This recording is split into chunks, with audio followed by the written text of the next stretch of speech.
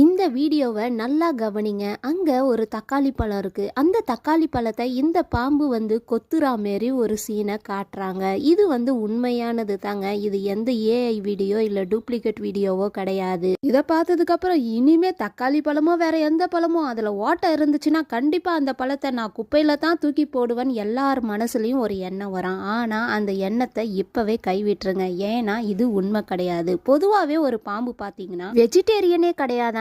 பாம்பு எப்பவுமே நான் வெஜிடேரியன் பர்சன் தானா. ஏன்னா பாம்பு எப்பவுமே காய்கறி பழம் போன்றவற்றை சாப்பிடாதான். தவக்கலை, பூச்சி, எலி இந்த மாரி விஷயத்தை தான் சாப்பிடுமா. அதனால பயப்படவே தேவையில்லைன்னு சொல்றாங்க. இந்த வீடியோவை நல்லா நீங்க உத்து கவனிச்சிங்கன்னா உங்களுக்கு ஒரு விஷயம் தெரிய வரும். அந்த பாம்பை பார்த்தீங்கன்னா யாரோ ஒருத்தவங்க ஒரு கட்டையால வச்சு அது உடம்ப நசுக்கிட்டு இருக்காங்க. அந்த வலியை தாங்க முடியாத அந்த பாம்பு பக்கத்துல இருக்க அந்த தக்காளி பழத்தை ஒரு கொத்துது. என்னுடைய உயிர்